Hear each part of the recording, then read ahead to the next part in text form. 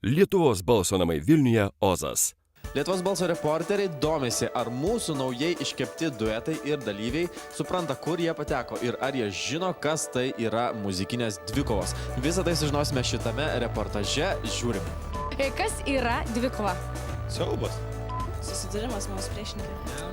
Sunkus dvikovų etapas. Dvikovos yra tada, kai kovoja vienas atlikėjas su kitu. Savo balsais atlieka tą patį kūrinį, tarsi kartu kaip duetas, bet vis tiek laimi kažkuris vienas iš jų. Toliau keliauja Diana. Tai žodžiu, pavarysi, ne? Nu jo, reikės dabar. Nokautai, viskas, man dreba parodyti rankas, nes mums irgi dreba. Oi, tikrai dreba.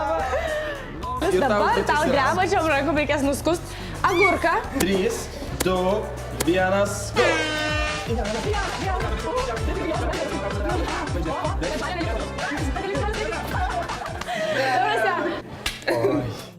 Ta, kuri galbūt padainavo žaismingiau, lengviau Greta.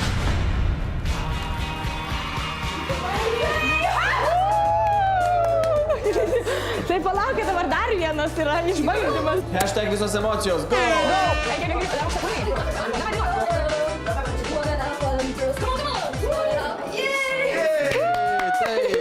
Tai sveikinam patekusi nokautus. Talentui reikia visada padėti prasimušti. Eimantai, tu keliauji toliau. Pirma emocija buvo tai, o Dieve, tuoj nuelpsiu. Paskui, o man reikia įdainuot, dreba balsas. Ir tada komisija. Dabar tau užduotis. 1, 2, 3.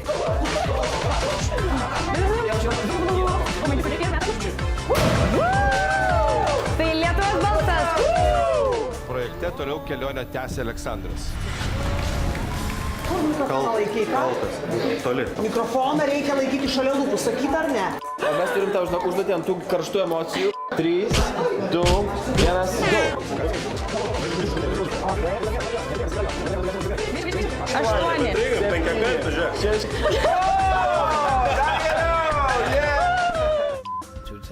Tegul studijai būna labai gaivų, Eglė. Tai kokios emocijos? Bet kaip ir sakiau, tai kad vis dėlto reikia ruoštis. Reikia ruoštis. Nes dabar taip intuityviai, taip praplaukiau, bet... Mes norim tave užgrūdinti ir visiems nugalėjusiam mes turim kliučių ruožą.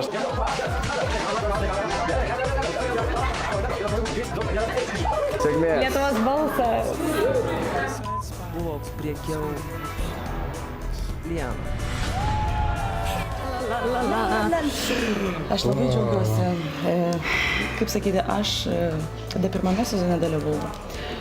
Buvo jausmai visai kitokie. Aš labai daug dėjau vilčių. Iškritau, aišku, labai skaudėjau. Ir iš tikrųjų dabar mano tie jausmai yra visai kitokie.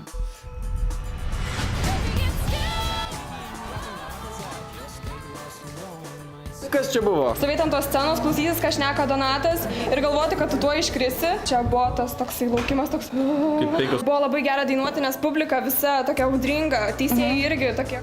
3, 2, 1.